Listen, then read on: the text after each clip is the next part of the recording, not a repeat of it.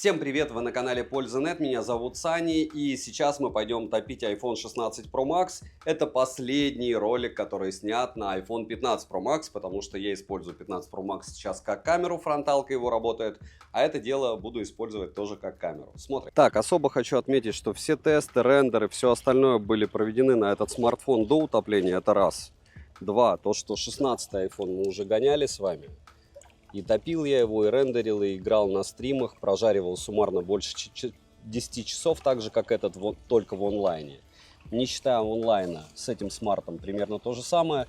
Кнопка во время того, как ты в воде, вот, работает, кстати. Смотрите-ка, вот эта вот кнопка стала работать, когда ты в воде. Надеюсь, что вода через нее не попадет. Но вот я нашел ей применение, наконец-то, на третий iPhone. Еще 16 Plus будет на обзоре, был до этого у меня. Получается 16, 16 Pro, это 16 Pro Max. Вот сейчас она перестала работать. Напоминаю, что из яблок, в принципе, у меня только 14 Pro уходил в ноль. Что значит уходил в ноль? Он уходил в режим попадания воды, хотя вода в него не попала, и он у меня блокировался. Остальные смартфоны у меня из яблок все выживали. Samsung тонули, ZTE тонула без возможности восстановления. Но яблоки обычно это дело переживают. Повторяю, что если они у вас утонут, все равно будет проблема их каким-то образом поменять. Дальше смотрим. Всем привет, вы на канале Польза.нет, меня зовут Саня, и здесь только подробные обзоры с целью сэкономить вам средства. И сегодня я расскажу вам о смартфоне под неймингом iPhone 16 Pro Max. Насколько он хорош, есть ли смысл его покупать, есть ли смысл переходить с 15 Pro Max, видите разницу? А она есть, она вот в этой вот кнопочке. Плюс размер стал больше, плюс структура неприятная для того, чтобы носить его без чехла, хотя я его буду носить его без чехла. И это мой смартфон на год вперед. iPhone 16 обзор был на канале, iPhone 16 Pro тоже был на канале. Этот смарт я сравню с S24 Ultra по съемке. Почему? Потому что S24 Ultra в 2 раза дешевле на данный момент. Берите на Авито просто-напросто и все, его год допиливали, и камеры очень даже неплохо допилили. Исходники фото и видео в моей личной телеге. Если говорить про это устройство, что я с ним делал до того, как вы видите обзор. Да, я не распаковал и не рассказал. Я там с ним проспал 24 часа. Нет, я его гонял больше 4 суток. Суммарно у нас было уже 2 стрима на него. Это стрим первый, где мы жарили его 5 часов, одновременно проводили тесты. Он оказался самым автономным, но самым хитрым среди всех айфонов, потому что он просто практически сразу сбрасывал яркость. Второе, мы прожарку делали на пользу стрима в играх, и в этом моменте он оказался просто нереально крутым. И третье, уже после этого ролика выгружу обзор одним кадром, где я в течение 15 минут стандартно, как и 100 телефонов до этого, буду его использовать по основному модулю, для того, чтобы о нем же и рассказать. Так же, как 16 Pro и 16. Так что структуру вы поняли, как я его мучил и что вы узнаете в ролике. Нет, не про то, какой он красивый, какие новые функциональные штуки у iOS. Нет, это как он заряжается, насколько быстро, какие у него были косяки уже при использовании. Он у меня и до 48, и до 50 градусов уже корпус грелся, к сожалению. Если говорить о функционале, удобна ли кнопка, если говорить о... В принципе, использование, насколько он быстрее рендерит и быстрее ли, чем 15 Pro Max или S24 Ultra. В целом, плюс увидите съемку. Повторяю, что исходники фото скачивайте в моей личной телеге. Приходите на прожарки. Есть ли смысл играть в какой-нибудь Death Stranding, который был еще на 15 Pro Max, но был неиграбельный? Обо всем узнаете. Ну и, разумеется, с самого начала советую его приобретать за адекватные деньги, потому что если вы его собираетесь по предзаказу взять за 250 000, я могу вам сказать просто, это дичь. Вы берете 150 тысяч и на оставшиеся 100 тысяч летите в какую-нибудь теплую страну и покупаете его за 150. Вот у меня версия на 512 гигабайт, мне она вышла в 144 тысячи. Но... Несмотря на то, что я 3 года подряд хожу по предзаказам, покупаю его в Apple Store, я вам скажу, что в этом году было в 3 раза меньше людей, чем в прошлом году. Но по предзаказу, по какой-то неясной мне причине, в Европе говорят, что по месяцу и в Дубае ждать надо. Об этом в конце ролика я тоже вам расскажу, как у меня дела в Азии обстоят. Есть ли необходимость предзаказа или нет ее.